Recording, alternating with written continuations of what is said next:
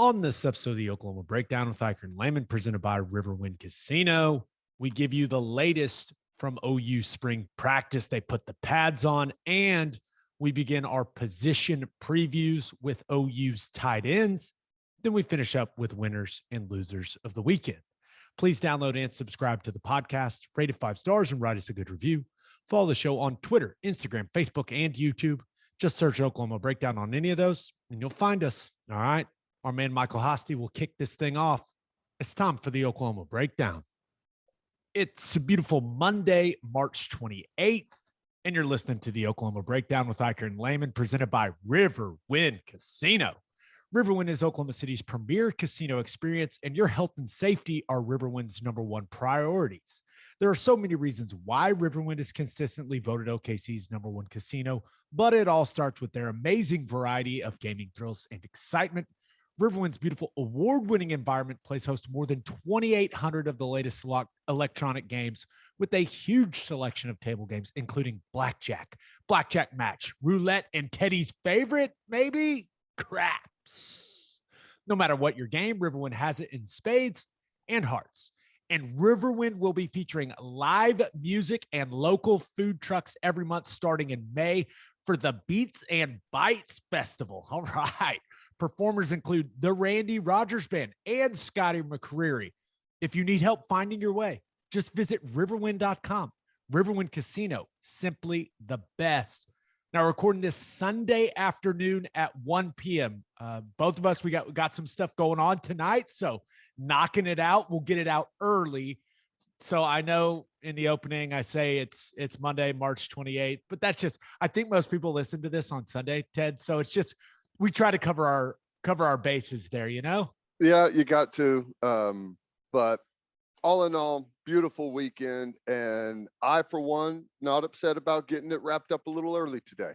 Absolutely. So please leave us a 5-star review and a nice comment while you're at it. If you are interested in sponsoring the podcast, you can email the Oklahoma Breakdown at gmail.com. And also a reminder, we are going to record our first Q&A episode this week. And there are 3 ways to get us questions. You can leave a 5-star review on Apple Podcasts and comment with your question.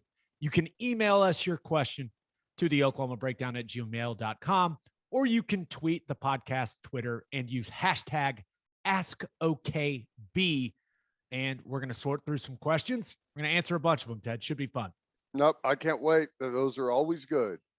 Speaking of fun, the Oklahoma Sooners have 3 spring practices under their belts, and really the first real one took place on Saturday. Put the pads on, baby, and started things off with what they are calling the W drill. Let's just make it clear. It's not the Oklahoma drill. No. The W drill. Call it what you must, but hey, when it comes down to it, pads were popping to set the tone on the practice field for the real first practice of spring ball, Ted. You got to love it. You love to see it. Yeah. The W drill, I guess, is the new version of the Oklahoma drill that you cannot do anymore. It's got to be a non-contact drill, so to speak. So you do what you can with what you've got, and this is kind of their way to set the tone in the pads, get the mindset going a little bit, wake everyone up, say this is the tempo that we're rolling with. So good stuff. Yeah, I'm not asking questions. They did what they did. I'm sure everything was cleared through the proper channels, and I will say that drill, it's kind of a rite of passage for anyone that plays at Oklahoma. And it's a little different in spring than it is in training camp, but there is a certain anxiety to the buildup of having to do that drill, especially if you're a young player, especially if you are one of these guys that is an early enrollee. Like, you're thinking about it for a while. Like, you get done with that second practice where you're not allowed to wear pads, the like acclimation period or what, and you know it's coming. You know it's coming. Yep. And it was, I would love to hear some of the conversations from the young guys, but like, oh my gosh, I'm just so glad it's over, because I remember that feeling, being like, okay, I didn't get destroyed. I held my own. I didn't get embarrassed. And now it's over. Thank God. The interesting part about it is, I, through most of practice, you it's kind of hard to explain. Like, even in the drills that you're doing with the offense, like the offensive line is mainly watching the offensive line. The linebackers are mainly watching the linebackers. Like, everyone's kind of coaching their positions. But whenever you do a drill like this, you know that everyone on the entire team is going to watch every rep and watch every single person individually. And like, one of the goals is to just don't look horrible on film. Like, whatever it is that you do, just try to survive. Don't do anything memorable as far as being pancaked or anything like that. Just try and survive in advance. Stalemate is a win. That was always my motto. Stalemate is a win. You do not want to be the guy that, however it happens, and there's multiple ways it can happen. You don't want to be the guy that ends up on his back somehow. Like, that's, and it happens. It does happen. And it's not a good feeling. It's not a good, you just don't, and you feel bad for whoever it happens to, depending on which side of the ball you're on and who it happens to. But I'm sure it happened. Not throwing any names out there, but I'm sure it happened. And that's an awful feeling. Awful feeling. Hey, you got to establish the ground level and work up from there, right? Exactly. So now that the Sooners have 3 practices under their belt, just, touch on some of the things that we've heard coming out of practice. And, speaking of that W drill, it does sound like they're really pleased with how the offensive line is looking right now. And I think there's a general sense of optimism. And, after the last couple of seasons where it hasn't been up to the standard up front, I do think Bill Bedenbaugh has, he's taken that personally. And these guys, you look at some young guys that need to make the next step, whether that be, an Anton Harrison, a Wanye Morris, a Savion Byrd at the tackle positions. You've got some transfer guys that you feel good about in the interior, but it does seem like, and I'm not trying to make it sound like they got a finished product or anything like that. They absolutely don't. But if this offensive line group stays healthy, they feel good about what they've seen from who they think are going to be their key contributors going forward, because I mean, they got after the defensive line a little bit in that W drill. So I think that the one of the big question marks that we talked about going into spring ball for the Sooners, offensive line was one of them. And I want to continue to hear good things come out of spring practice about the offensive line. That would make me feel a lot better about this football team in 2022. Yeah, there's no doubt about it. And, a lot of times, especially if you're just installing a new system and, just kind of learning the process, learning some of the coaches, right? There's a heavy emphasis on what the core fundamentals are, right? And, sometimes early on, it's maybe the offensive line is staying on double teams longer than they typically would, instead of sifting up to the next level quicker, just to try and reinforce getting movement and punch at the point of attack. And whatever those key principles are to the running game, you tend to hang your hat on those early on in spring. And it sounds like all that stuff's gone really good. And, it's going to be a learning process. Venables does a lot of stuff defensively. And, not only do the defensive guys have to learn a new system, they have to learn a new system. They have to learn a new offense, right? Because you get used to defending the same old offense, right? And you get you kind of understand the tempo and the formations and the adjustments and some of the motions that they do. So now they've got a whole new offense coming at them. They've got a new defense that they're trying to learn. And, they also have new defensive coaches that they're trying to adjust to and kind of figure out how practice goes. What's this going to be like? And on the offensive side, there's a little bit more of carryover with some of the offensive coaches. So maybe this is a long-winded way of me to make excuses for the defense that That's the what it offense sounds is like. winning early on, but I think there's some legitimate claims in there. Yeah, and I will say this: everything I was told, man, really competitive practice on Saturday between the offense and defense, and this is just part of the new mentality that Brent Venables brings, and maybe it's just part of having a defensive head coach as opposed to an offensive head coach. You get in pads for the first day of spring ball. You're still trying to get your installs in place on both sides of the ball. You got all kinds of new coaches. You got all kinds of new early enrollees and transfers. And you do the W drill and you do short yardage goal line and inside run period. Yep. All three of those in your first day in pads. That's about as physical as it gets in today's day and age of college football. And Yep. I will say this, I will defend your defense.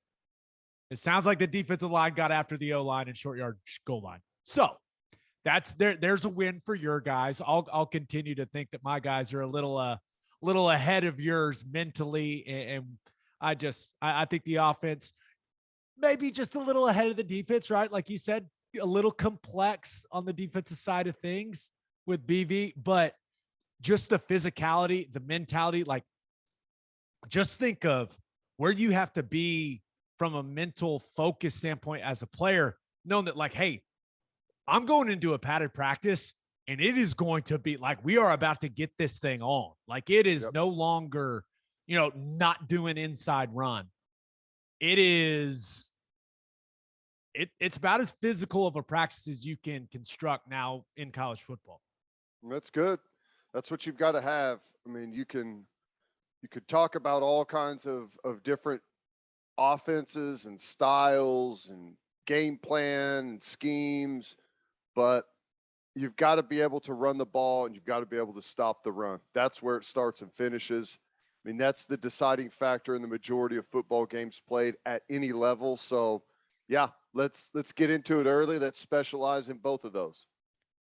W drill, inside period, or some people call it 9-on-7, whatever you want to call it, and then short yardage goal line. Oh boy. Well, I guarantee that there was also some like individual wasn't like, I guarantee there's some like defensively, like backers tackling stuff and individual, same thing for secondary. And I'm sure like offensive line was pretty physical too in some of their stuff. Yeah. So here's something I was thinking about when it comes to Jeff Lebby and the way that he wants to play offensively. Like we've talked a lot about how quickly they want to play when it comes to their tempo. And I'm interested to see how this progresses throughout spring practice because you've got two new systems that need to be installed and you're trying to get these guys to understand all of the intricacies of it. But one of the big things, remember, Lebby said what? Fast, physical, and I forget the Fearless. other. Fearless, is that it? Think so. Nice. That's a good one. But fast is one of the 3 F's, and I know physical starts with the P. Leave me alone, people. But it's hard to, I would assume, with where they're at from an installation standpoint, it's hard for him to get to go as fast as he wants to go right now on the practice field because maybe this is something that a lot of people don't understand. You've got both sides trying to learn the system. Unless you're moving the ball in like a scrimmage mode, which they have not done yet, it's pretty difficult to get that tempo going because when you're practicing, especially early in spring ball, and you get to team periods where you will be moving the ball, all that stuff is scripted beforehand for the most part. And the staff talks about all of those details before they go out for practice. And that's so, the down and distance is scripted. You predetermine if you're moving the football in the team periods, you predetermine how far you're going to move it each snap. That's so the equipment manager knows what yard line, what hash to put the ball down for the next play. So I just don't know how much of that like hyper tempo Lebby is able to use right now. Clearly, they're going to build up to that, but I just don't know with where they're at right now from an install standpoint if he can ramp up the tempo all the way that he wants to do it. Probably not. I don't know. That's an interesting. That's something that's going to be really hard to practice, anyways. Yeah. Even if you're dealing with a scout team in training camp later on, whenever offense and defense are going to split up, it's still going to be really hard to replicate exactly what you want it to look like. So I don't know. My guess is early on, it's probably not going to be all that fast. And just like anything else, the more opportunities, the more practice, and what little they may get in a day-to-day practice, like they'll probably slowly ramp things up. And like probably the speed that they're going right now that the players think is fast is just barely entry level with the speed at which they want to go, I'm sure. Yeah, which is interesting to think about. So we'll see. And sounds like Dylan Gabriel, clearly he's got to improve some things, but he's operating this offense really efficiently, and they're very pleased with where they're at. And yeah, can't wait to see how they progress. Still got, already 3 down, only got 12 more to go. When it goes so quickly sometimes in spring. Okay, so they got the 3 practices out of the way. What type of buzz defensively? Like what are some of the things that you're kind of hearing? Well, it sounds like defensively it's going to be a work in progress, trying to get everyone. I think one of the big things for Venables, like defensively, is just trying to get everyone up to the expectation of how they're expected to play, like with the physicality, with the effort, with all of those different, just like learning how to practice is kind of where they are right now. And that's probably a full team thing, not just a defensive thing. Personnel wise, it sounds like defensively they like a lot of what they have to work with. You're just trying to figure out some of the exact spots with some of those guys and trying to really learn more about the personnel. That, like, for instance, inside backer, I think they like a lot of the talent that they have. They're just trying to figure out who those guys are going to be, what their real strengths and weaknesses are. In the secondary, I think the secondary is going to be interesting because I think they really like the personnel. It's just a matter of sifting through who's going to be at safety, who's going to be at corner, who's going to be at nickel. And there's some of those guys that have played all of those positions here in the past, and they're just trying to figure out where the best kind of group is. And so whenever we've heard they're going in without a depth chart, I think that's true. Part of it is letting everyone earn their way. The other part of it is like they're honestly still learning their roster and see where they want some of those guys to play. I think they like the defensive line. I think there's some good solid play there. Maybe don't have any what you would just call guys that are blowing things away right now, talent-wise, but a good solid group on the edge. There's a couple of guys that are, I think whenever they started, they felt like maybe we're going to be a little limited in that spot, but as these 3 practices have kind of played out, there's maybe been a little bit of change of opinion there. There's been some good guys rolling in at the edge positions, which is, like, we know one of the glaring questions or concerns for this defense moving forward is that edge spot. That's what makes a lot of these defenses go. You got to have someone on the edge that can do multiple things, pressure the quarterback. And I think there was some concern there early on, and starting to be a guy or two emerge that could do a lot of things. Yeah, saw the clip of Miguel Chavis, the guy who's coaching those edge guys, right? Saying, now he's got a deep voice. I'm not even going to try to do it, but he what did he say? You won't play for me if you're not violent. I liked hearing that. Yep. No, that's right. And they've got a couple of guys there that are big and physical, and I think just it's taken the staff a little bit to honestly assess what they're seeing there. And at first maybe looked a little possibly slow and limited, but especially when they got into pads, like, okay, maybe we've got something here. So it's going to be fun to see how that plays out. Yeah. Okay, I guess the last thing as far as, these last couple of days for OU football, big recruiting weekend this weekend, and we continue to see big time prospects saying extremely positive things about their experiences with Brent Venables and his staff at Oklahoma. And those prospects that were there on Saturday, they got to see him in his element there on the practice field, and that probably gave him a better understanding of what the intensity and focus that BV always talks about looks like when it comes to football. And I will say, I saw that Rocky Calmus and his son were there. And we've had several people say that we need to get Rocky Calmus on here, Ted, and I'm leaving that up to you. That's your responsibility. I don't know Rocky. I assume you do. Maybe I'm just assuming that all stud Butkus award-winning linebackers know each other at OU, but I am. No, absolutely. Yeah. I mean, you played with the guy.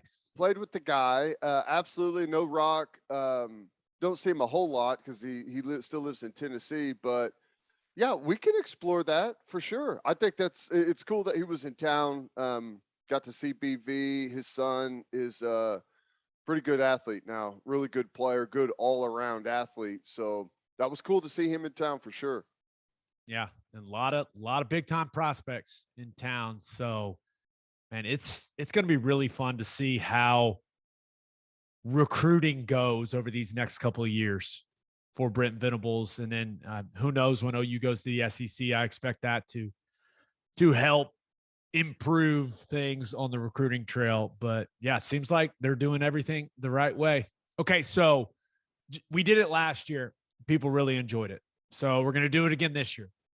And that is our positional previews for OU football. And we're going to start this year's previews with the tight ends room. But first, the only place to stop when you're road tripping is Love's Travel Stops. Love's has over 560 locations in 41 states, offering 24-hour access to clean and safe places. Wherever your road trip needs are, Love's has it. Fuel, fresh food, all the snacks and drinks, including my favorites. Yes, Java Amore. That coffee is fantastic. Love's also says you covered if you forget your phone charger or headphones. They've expanded their mobile to-go zone so you can grab any of that stuff there. Make sure you download the Love's Connect app for exclusive offers from today's most popular brands. The Love's Connect app also includes a route planner and store locator. When you see that red neon heart on the highway, stop in and say hi at Love's Travel Stops. For a full list of what Love's has to offer, visit loves.com. Opolis Clothing is the exclusive home for all of Oklahoma Breakdown merchandise. If you want to live your life in buttery, soft comfort, go to opolisclothing.com. That's OPOLIS clothing.com and use our promo code TED, TED, for 10% off your entire order. Still get a discount on all the OU and OKC Thunder gear as well. That's opolisclothing.com. Use the promo code TED for 10% off. Buttery soft, 10% off. And we'd had a lot of people ask about OU softball gear. Opolis got it approved from OU. They now have softball shirts, Ted. There we go. Use promo code TED, 10% off OU softball shirts. Okay, tight ends. So for those of you that aren't familiar with Jeff Lebby's offense, he lives in 11 personnel. So he plays with a tight end on the field. Now, going back and watching his offenses at Ole Miss, he stays in 11 personnel a lot of time. So that means one back and one tight end. But he will also get in some 10 personnel, meaning one back, no tight ends. But he will also get in 12 personnel, meaning one running back, two tight ends. At this point, from the conversations I've had, I think there are four main guys to talk about in the tight end room. And remember, this group can expand. It is a long time between now and when this thing kicks off for the 2022 season. Like, a lot can happen. But I think we got to start the tight end conversation with your favorite. I mean, he's your guy, Brayden Willis. He's had a really nice offseason. He's had a great start to spring ball. They think he can be a significant weapon for this offense at tight end. But clearly with Brayden, it's all about him staying healthy. But he has done everything the staff has asked him to do, everything the new strength staff has asked him to do. He has become a leader. He's being more vocal as a leader now, and he looks the part. He certainly does, but it would be awfully beneficial for this football team if he could become a pass catching weapon. Yeah. Yeah. And, a lot of all of the, I don't know how they use him is going to kind of depend on the spring, I'm guessing, whenever they get a full grasp of what they've got in their tight end room, and what the capabilities are. And I'm sure a lot of it is already predetermined just by the style of the offense. But if you've got special players at different positions, you're going to build your offense accordingly. So I think it's a big year for Brayden Willis. We've seen what he can do when he's split out, what he can do in some mismatch situations. He's a gritty, tough blocker at the line of scrimmage. So, no, I agree. I think it could be a really big year for him. I think he's faster and a better receiver than he's had the ability to showcase so far at OU. Hopefully, this is the opportunity. Yeah, I agree. I just don't know what's realistic to expect from him. Like, I don't think he's all of a sudden going to be some 800 to 1,000 yard receiver. Like, and maybe, I hope I'm wrong. That would be awesome. But even if he's just a guy that becomes a huge red zone threat, right? Guy that ends up, all of a sudden you look up, he's caught 7, 8 touchdowns on the year or something like that. Like, just adding that element, like a big physical tight end that can create mismatches with linebackers and safeties, like that would be massive for this team. It's huge for any offense. So I just don't know what type of jump to expect. Like, I think we all agree there's going to be a jump, but just how big is it going to be? And I don't know if we'll know till the fall, right? But one thing that I tell people all the time is, when I was a player, when I moved positions, I gained a ton of confidence in spring ball, a ton of confidence going through those reps, blocking the guys on the other side of the ball. And that gave me the confidence and the belief in myself to be like, okay, I can do this. Like, I can do this. I feel like this spring, and I know Brayden Willis has played a ton of football at OU, but this spring is going to be a confidence builder for him if it goes really, really well, which it sounds like it's off to a good start. Like, if he can, catch some really nice balls in practice and make some big plays in practice, like, I think he knows the physical talents he has, like, but you still got to go do it, right? And I think spring is the perfect opportunity for him to prove not only to the new offensive coordinator, but to himself, like, hey, I can be a big time playmaker at the tight end position. And once you build that confidence up, then it goes a long way. It's so important. So I think this spring is especially important for him to build confidence as a big time playmaker for this team. Yeah, and I think a lot of that has started for him in the bowl game and throughout winter workouts, where he's kind of transitioned into almost like one of like the senior leader. He's like kind of the guy on the team now. You know what I'm saying? He's like the elder statesman of the team. And I think that role is something that he can really build on in the spring. And He's totally comfortable and confident in himself as a football player. So yeah, and a lot of it is going to be determined on how much Levy has with the tight end in his offense, and like I said, he'll build some of that in there, but some offenses just don't have much tight end. Like I wouldn't expect to start seeing Brayden Willis as a split out receiver, just like as his main role. I think it's going to be boot, play action, some of your more traditional type of tight end routes where he sees action, but that doesn't mean that has to be limiting. You can still do a lot from that type of role. And you kind of made the point. If Brayden Willis shows Jeff Levy, he can, run short, intermediate, run vertical routes. He's going to get him on the field and he's going to dial stuff up for him. But it's like, that's where in spring, you got to show what you can do because, there's no doubt coaches set players up for success, right? Dialing up certain plays for guys, right? That's what the best coaches do. They say, okay, how do I get my playmakers to football? Well, players also got to show coaches that they deserve to have stuff dialed up for them. You know what I mean? Yep. So I think that's going to be important for Brayden here in spring ball to show that he's a guy that they need to have on the field, not only as a blocker. He's proven that he's more than capable of being a versatile piece, right? Inline guy, put him in the backfield, that split zone action, all that stuff. He's shown that, but he hasn't necessarily shown consistently that he can be a big playmaker in the passing game. If he shows him that, dude's going to be on the field a whole lot. Yep. Agree. Yeah. All right. Next guy, Daniel Parker. And let me tell you, the staff loves Daniel Parker. He's a blocking tight end, right? That it has been described to me as an absolute ass kicker.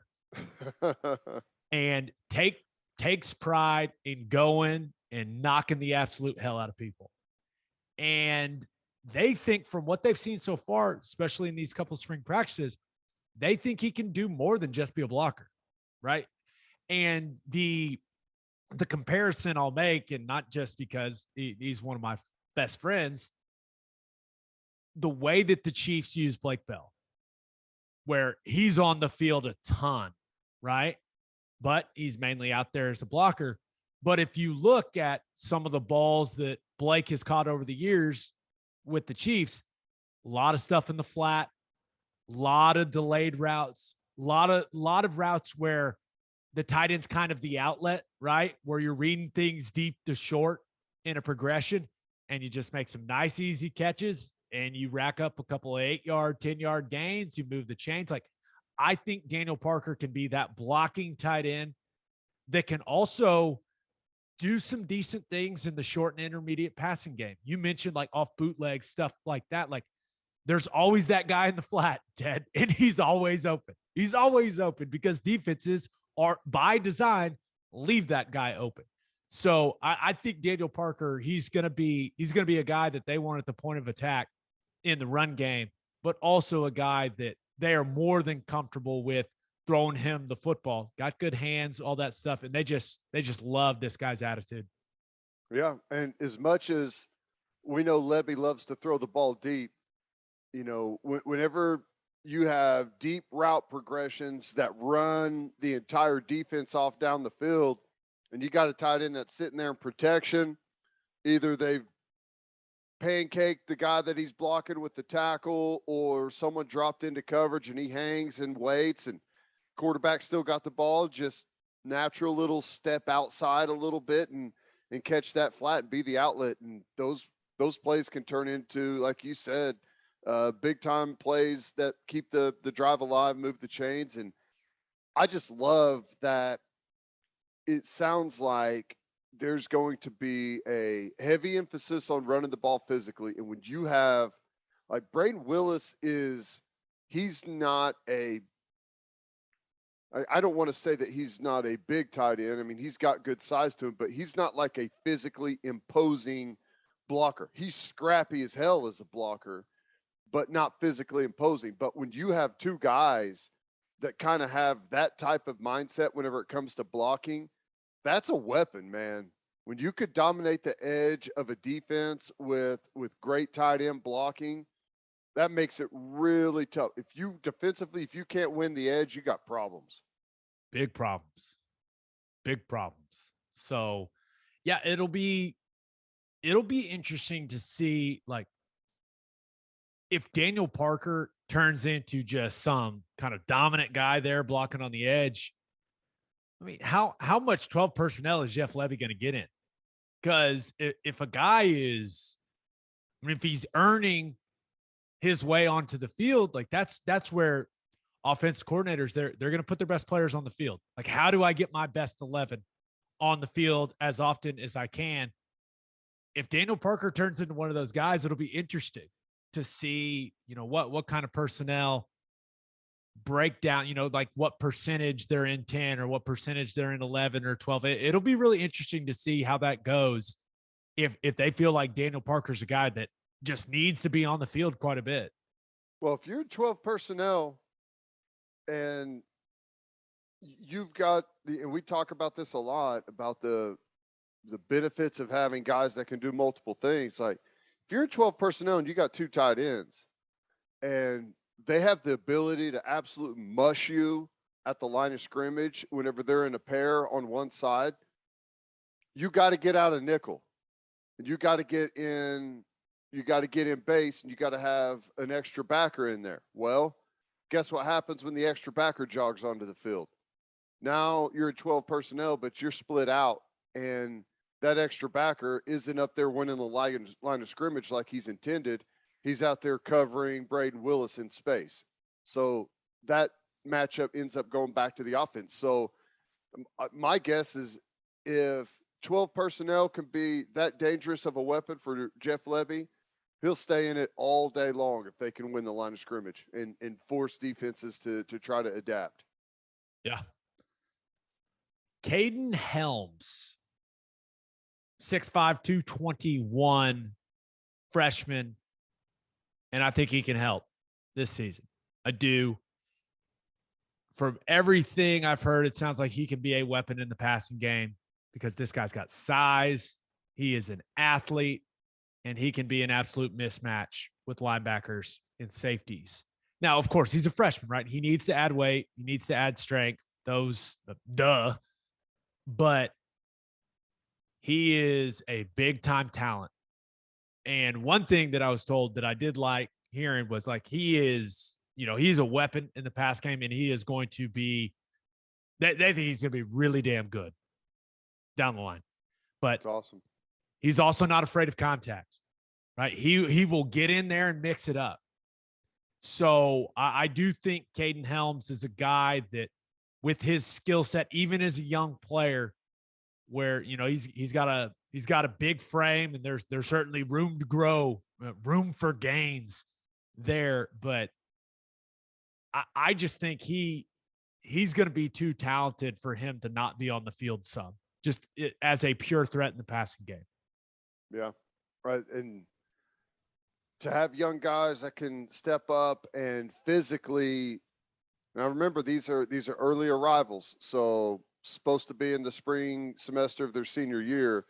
Right? The fact that they can step in there with the big boys on the line of scrimmage and not be worried about getting in there and hitting somebody, having some physicality to them, that's big. And I don't know how quick he'll find his way on the field. It could be hard with two tight ends in front of you that kind of offer the same thing. But at 6'5", 220 plus pounds, if you could be a great wide receiving threat as a tight end, you cannot teach size. You can't coach size. And at 6'5", that's hard for any defensive back to try and contend with, and especially at the nickel spot, who would be nickel or safety, who would typically be guarding that guy when he's split out. It's a big weapon. No doubt. And last guy, Jason Llewellyn. Checking in at the freshman, checking in at 6'5", 260. So nice. I mean, all right, here we go. But when you look at him, he seems more of like a, I don't know if this is the best way to put it, but like a throwback tight end, a guy, because tight end has become so associated with catching the football and making big plays in the passing game. Like, I feel like, when we have a conversation about the best tight ends, like that's what makes a great tight end now, is if you are basically just a jumbo receiver. But for Llewellyn, like for me, he looks more of like an old school tight end, like what I think makes a good tight end, where he can play in line. You can split him out maybe a little bit. He can play fullback. He can be an H-back. Like, he can do a little bit of everything. And if my read on him is correct, this is going to be an interesting comparison, but there's a guy that I played with and I have an incredible amount of respect for. If he can be Brody Eldridge with better hands, then he's going to be one hell of a player at OU. Because a lot of people forget, Brody ran 4.72 at the combine. He got drafted in the 5th round. And it was because he was one tough SOB. Yep. And I think Llewellyn, he's got that type of makeup, and real good athlete. I don't know if he's going to be some just, devastating pass catcher, right? I don't know if he's going to be 1,000-yard tight end or anything like that. I don't think that's what he's going to be, but I just think he's going to be a good football player. And I could see him finding his way onto the field a little bit in his freshman year, because if he can figure out kind of the ins and outs of the offense, because they're going to ask him a lot to do with the skill set he's got. And that's not easy, right? That's going to be a lot on him mentally. If he can figure it out, and this could be, the start to a really, really solid career. At 6'5", 260 as a freshman, he's going to have to be careful. He's dangerously flirting with that tackle position, right? From experience, I would say, yes, keep that weight in check, Jason. And if you prove to be a very good blocker, just know that the conversation will be had. Now, I don't know. I haven't seen the kid in person or anything like that, so I don't know how well he moves, how athletic he is. Just from his high school stuff, looks like a pretty solid athlete. But yes, if all of a sudden they're looking around going, who could the next center be? Oh, hey, Jason, what do you think about, hey, we want you to get maybe 270, 275, and then all of a sudden it goes up 280, 285. No, I don't think he's going to be an old lineman, but yeah, you never know, I suppose. Yep, that's the gigantic freshman tight end. Big dude. That's big. That's big. And if he maintains some athleticism, and that 260 is like a really good 260, like there's just not a lot of tight ends in the Big 12 of that size. So if you've got tight ends like Daniel Parker and Llewellyn of that size and are physical, you just don't see that a lot. Now, you see it a lot in the Big 10, right? And I think you'll probably see some more of that in the SEC, which is good. But in the Big 12, that can be an advantage over some of these defenses.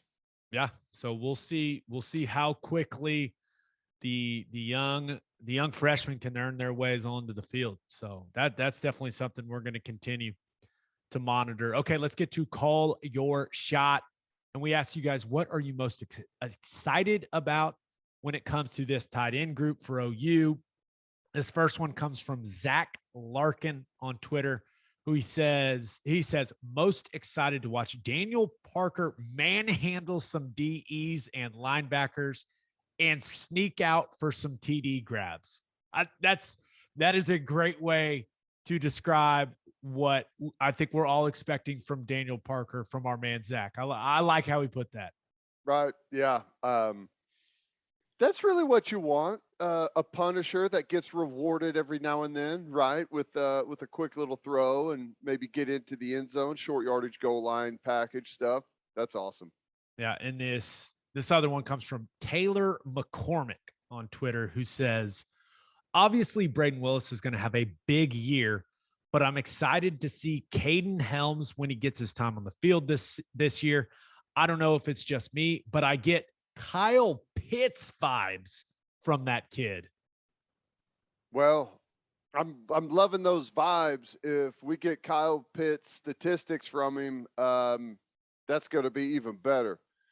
It's hard to know sometimes what the absolute ceiling for some of these young guys is going to be. There's always every recruiting cycle, you have a new class and there's a ton of excitement, and some guys make it, some guys exceed, some guys you never hear from again. So just never really know who's going to pan out. But the comments earlier definitely looking good. Yeah. All right. Birthday shout outs. A little light on the birthday shout out. So do you think people get gun shy when we complain about there being too many? No. We haven't. I don't That's think not the way to so. put it. We haven't complained. We just kind of start laughing and we're like, oh my gosh, we're still going when we've got like 20 of them.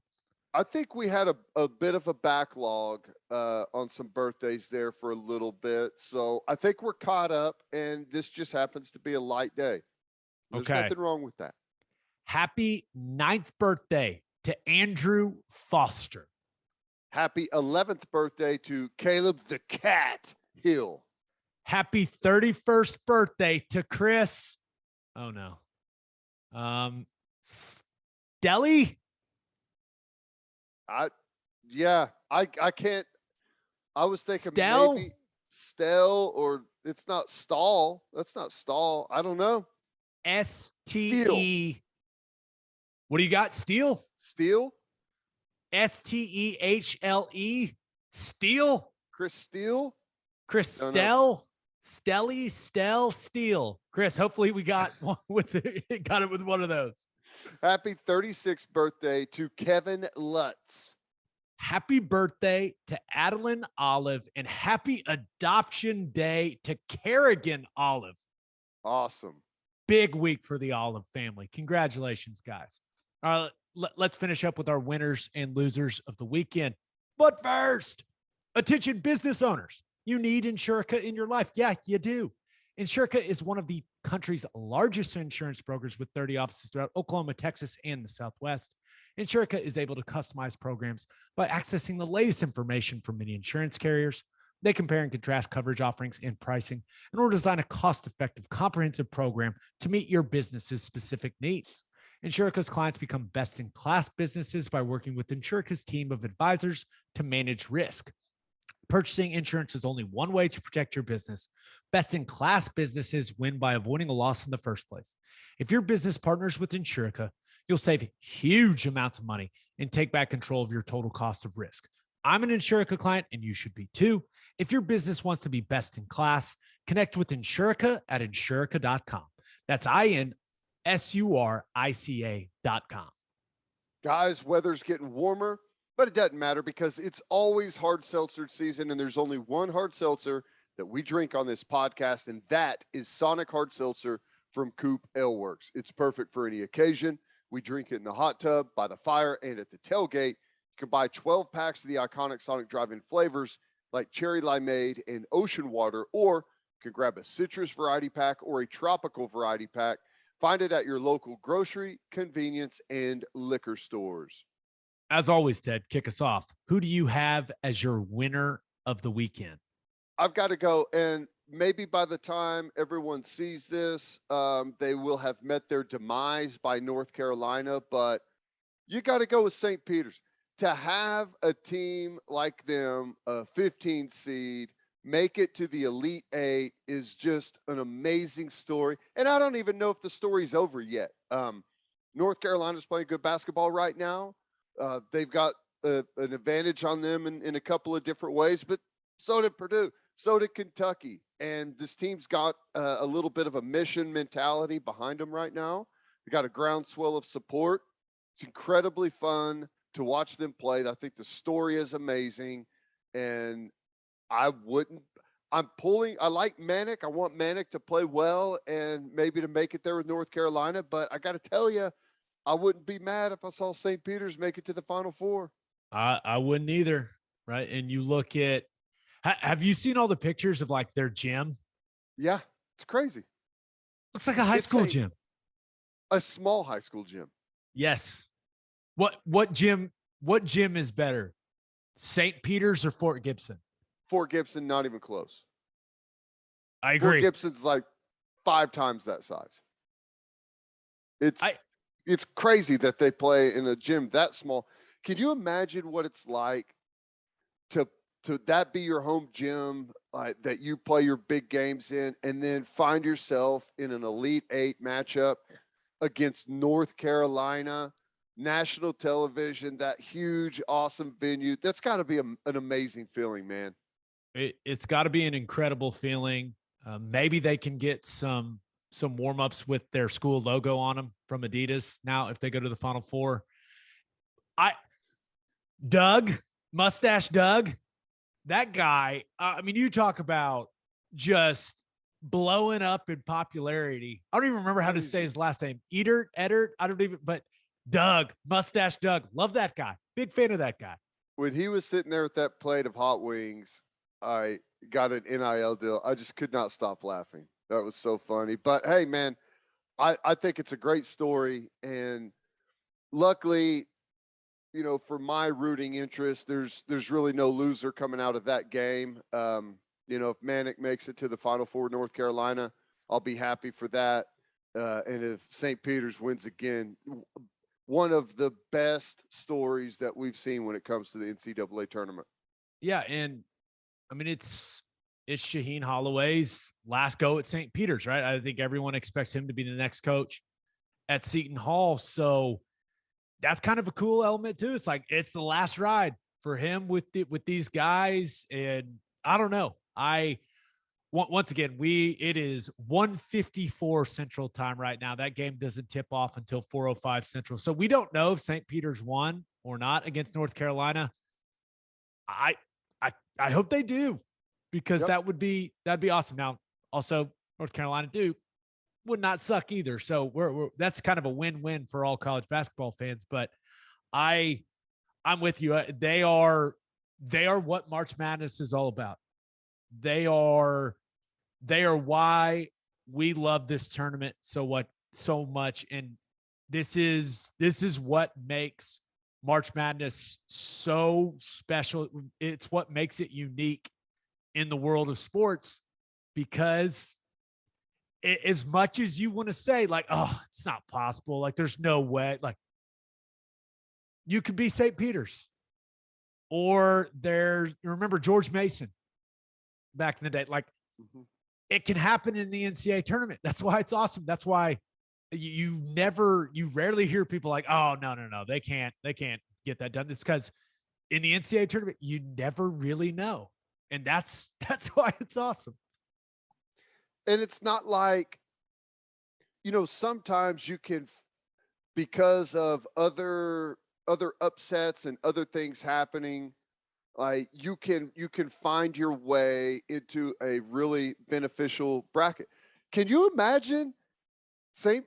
Peter's making the Final Four, going through Kentucky, North Carolina, and Purdue? Like, that's unbelievable. That would be incredible. We'll talk about it on Wednesday. How about that? All right. Who do you have as your loser of the weekend? I had to go with Villanova.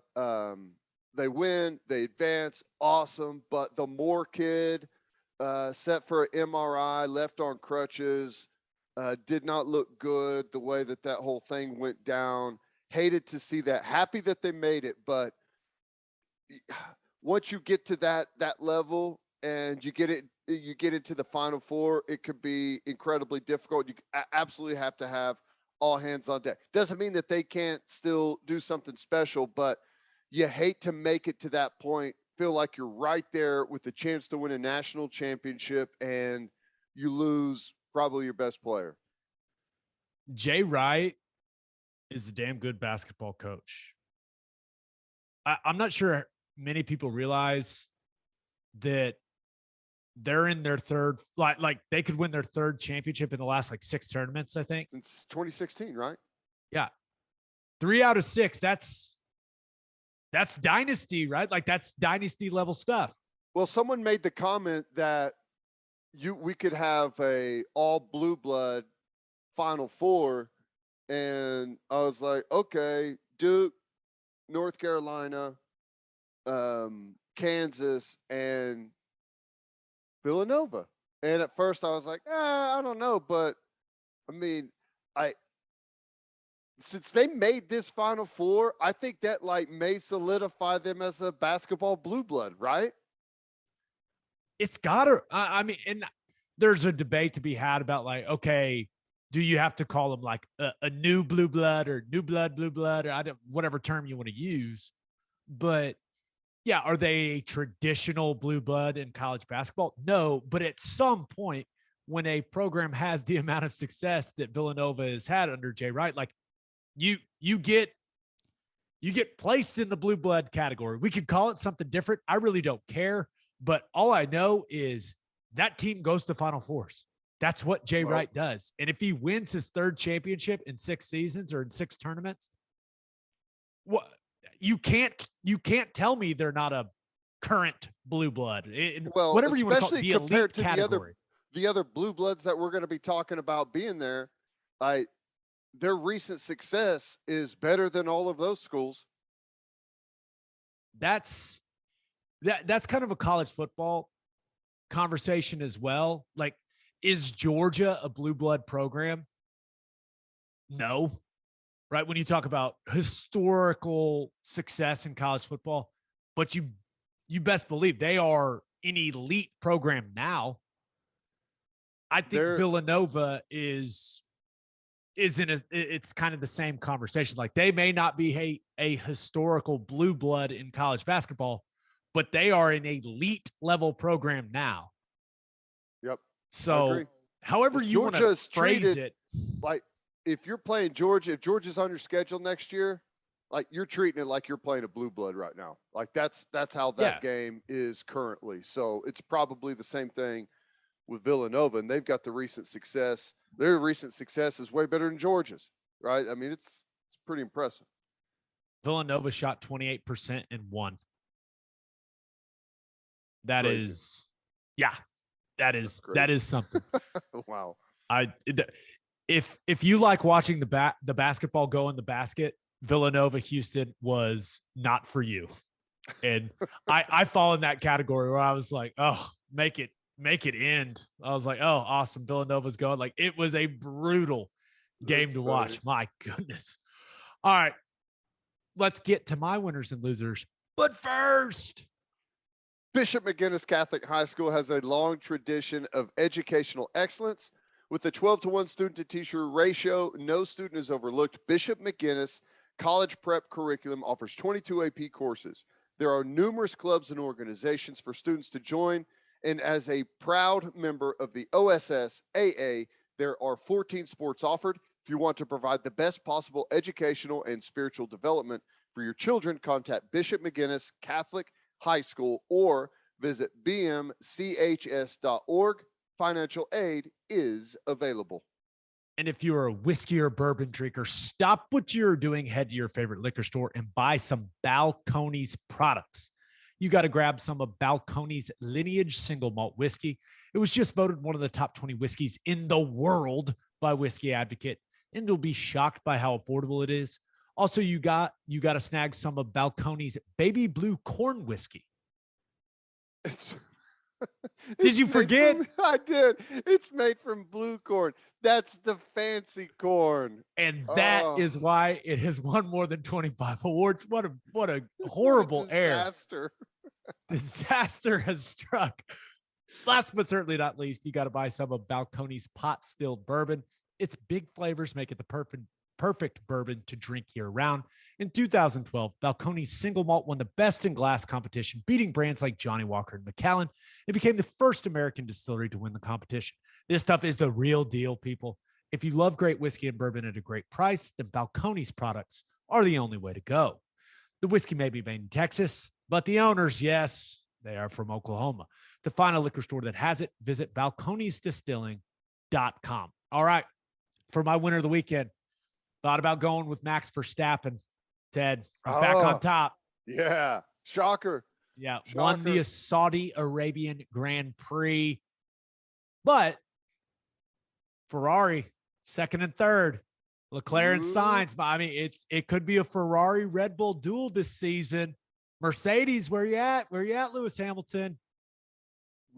His mind was not in the right place in the off season, right? Did put the work in. Yeah, I don't know. He's the best driver ever, so I'm gonna go ahead. Yeah, he's fine. Also thought about here's an off the wall one for you.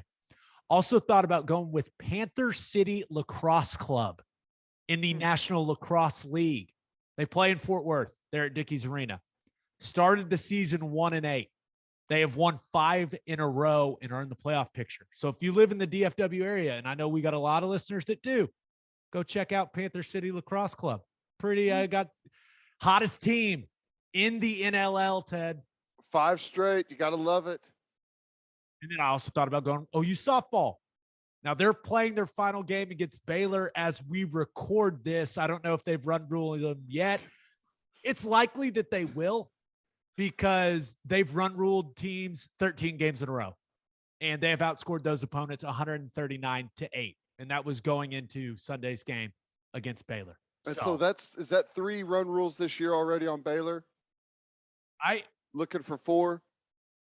I believe that's correct. They played them earlier in the tournament, right? So yes, or one of those. Yeah. So yeah, my guess is yes. We've got a run rule coming. I mean, I suppose we could look it up. It's a quick Google, but I'm just going to choose to believe that they run rule them. Is that? Yeah. Oh, actually. Oh, wow. Luckily, I looked it up. Middle of the 6th, Baylor 1, OU 0. Whoa! Right now? Right now. See, this is just us taking advantage of their greatness. We just assumed that they were going to wipe the floor with Baylor. And so they did twice. Our apologies to Baylor softball. You're putting up a good fight. I hope you lose them. Okay. But man, I've got a lot of honorable mentions. Also thought about going with Mike Gundy. Did you see that? Yeah. Going to get $1 million increase per season on his contract. Additionally, got a $1 million retention bonus over the next 5 seasons. The guy's gone to 16 straight bowl games. He's accumulated 7 10-win seasons. So now he is going to be making $7.5 million a year as the head coach of the Oklahoma State Cowboys. And he has earned every dollar of it. I agree. And I still believe that, considering the circumstances, the school, the state, the fact that he's won as many games as he has, I think he's probably the most underrated coach in the entire country. Yeah. Got to call him Big Money Mike now. Big Money Mike. Big Money Mike Gundy. But my winner of the weekend is another Mike. That's Mike Krzyzewski. Headed to his 13th Final Four. Duke beats Arkansas 78-69 in a game that really never felt in doubt for the Blue Devils. I don't know what else to say other than that Duke's playing at a really high level, man. Nobody is playing better than them right now, and they've got dudes. Caro, Kills, Griffin, Roach, Williams, Moore, and it seems like they're all playing well at the right time. Yep. And you go back, just going back and thinking about that embarrassing loss to North Carolina in Coach K's last home game. We talked about that possibly being like the start of the championship DVD, right? Coach K saying the season's not over in his speech after that game. But then they got blown out by Virginia Tech in the ACC tournament. And it felt like, okay, this team doesn't have what it takes to win it all. They've been so impressive over the last couple of weeks. And man, I can't remember my mind changing on a team like so drastically from like weekend to weekend in the NCAA tournament. It's like going into the opening weekend, I was like, is Duke going to make it out of the opening weekend? And now after this one, I'm like, no one's beating that team. Too good. They're too talented, too good, playing too well, mixing things up defensively. Players are, they feel like they really have some input in this thing. You got the whole, it's Coach K's last ride thing. I don't know, man. It's got the team of destiny feel to it. Yeah. And he made a comment, just to paraphrase a little bit, that, the way that this team has really taken off, like he's able to stop coaching a little bit, so to speak, and just kind of step back and let these guys kind of go do their thing. And they're starting to thrive in that type of environment. And they're hot right now. And hey, the tournament's all about getting hot at the right time, man. And they are hot, red hot. Yeah. And whether they get North Carolina or St. Peter's there in the Final Four, either matchup. I mean, we talked about either matchup is going to be awesome. And I'm picking Duke to win. Yep. Because man, they are rolling. Can you believe it would be the first time that Duke and Carolina will have played in the NCAA tournament if they play each other? It almost seems like there's been a massive effort to make sure that they avoid each other. Interesting. Wow. That's interesting. That would be awesome, though, to a Duke North Carolina Final Four for his last. That'd be incredible. North Carolina fans, and once again, we're recording this before that game even takes place, so we could sound like idiots right here. But we thought North Carolina fans like experienced one of the most satisfying feelings they've ever experienced doing what they did in Coach K's last home game. Could you imagine if they sent him home in the Final Four? Woo. That's the peak of fandom for a North Carolina fan, I feel like.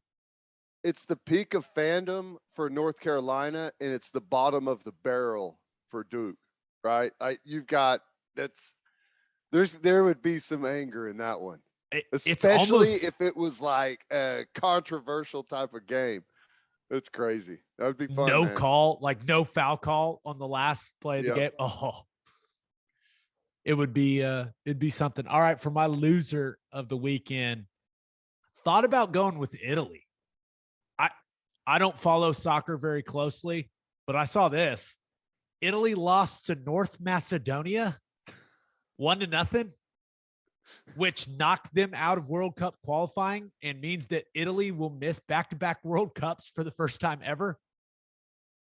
I love that it's North Macedonia. Macedonia is a tiny country to begin with. The fact that it's in North Macedonia is hilarious. I had no idea. I saw it. And I was like, wait, what? Went and watched the highlights and everything. Come on, Italy, get it together. I will say the Macedonia goal was pretty sick. It was. But my loser of the weekend, the Oklahoma City Thunder, and it's not for the reason you think. We all know what the mission is at this point in the season. We all know. And they gave us a scare against the Denver Nuggets. I mean, they got Jokic, got maybe the MVP. They had Trey Mann and Darius Baisley, who now is also hurt, having an MRI. And essentially a group of G League guys. You look up, they're playing the Nuggets Saturday night, and somehow the Thunder have a 105-103 lead with under 3 minutes to go in the game. And I'm just sitting here going, what's happening here? How did we get here? We did this crap at the end of last season. All right. We've got to lose these games that come down to the wire tight late. Let's go. Now, they did end up losing, but it was entirely too close. Entirely too close. It was causing me stress. I didn't need it in my life, Ted, but just don't scare us like that, boys. What are we doing? I mean, so now you've switched over because to start off the season, correct. You were cheering for wins, but literally no one is playing. So it's one of those where I was of the belief where I was like, okay, if Josh Giddey and SGA are both out there and they're developing chemistry and they are making each other better and we're winning some games because of that, then so be it. I'm all for it. We're building for the future. Both of those guys aren't on the court. Lou Dort's, he's done for the year. Like, none of the players that you're trying to build around for the future are out there, except for I do think Trey Mann, he is going to be a big time scorer for this franchise moving forward. But none of those guys are out there. So the chemistry building is no longer a component to this for me. So now it's like, yeah, I'm to the point where it's like, okay, don't win. What's happening here? And they scared. I was worried. I mean, Poku of all people puts them up 105, 103 with a couple minutes to go. And I'm just like sitting with my head in my hand going, what is happening? Well, hey, we're getting the chemistry and all of that. They're building that in the training room now. That's good. As long as they're in the same place, right? I guess team announced, right? Josh Giddey done for the rest of the year with that hip issue he's been dealing with for like a month now.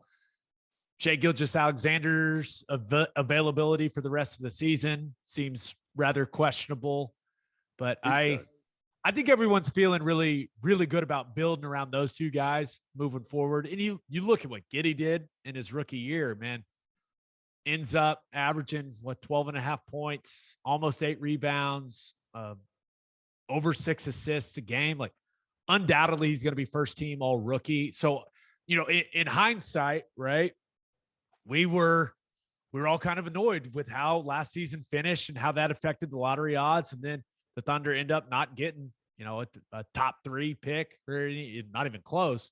And you end up with Giddey. That appears to have worked out pretty decently, but I would prefer they have a really high draft pick, like 1 or 2 this year. That's just what I would prefer.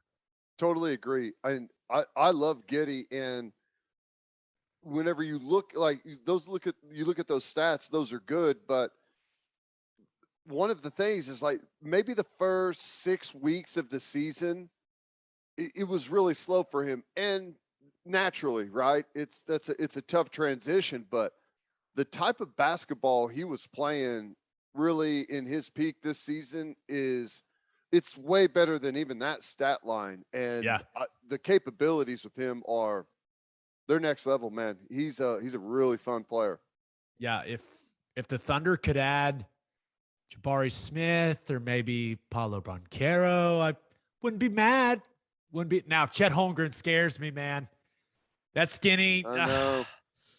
It's just body, the way he moves. Now he's extremely skilled for his size, but if you can tell, or I guess if you can't tell, I've started going down the mock NBA draft rabbit hole. I'm hoping the Thunder have a top 3 pick. Feeling really good if they got a top 3 pick. Although the general consensus from the people that cover, the draft for a living, deep draft this year. So who knows? Good. I'm with you on the Holmgren kid. I don't know. I like Jaden Ivey from Purdue too. Yeah.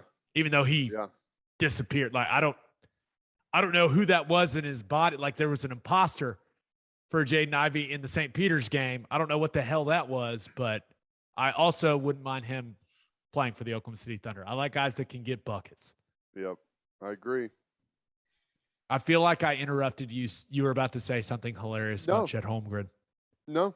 Well, all I was saying is he's obviously incredibly skinny, and durability looks like a factor. But the last time the Thunder took a guy that looked way too skinny, Kevin Durant, it ended up working out pretty good. He's no Kevin Durant, but I don't know. I thought you were about to say last time the Thunder took a guy way too skinny, his name was Poku, and look at how that has turned out. Well, maybe I should have said that. Yes. Sam Presti, he'll draft the right guy. I don't even need to be worrying about this right now, Ted. It's okay. It's fine. You don't. Unnecessary stress, just like watching them almost beat the Nuggets in Denver in a meaningless game. They're going to be fine. They're going to be fine. As long as they stay healthy next season, they'll be fine. And on that note, episode 200. in the books. We'll have a new podcast that'll drop Thursday morning. Just a reminder, you can hear Teddy from 3 to 6 on 94.7 The Ref. You can hear me from 3 to 5 on Sirius XM Big 12 Radio, channel 375. Hope you all have a great week. Until next time, we appreciate y'all for listening, and do what you always do, Oklahoma. Take care of each other.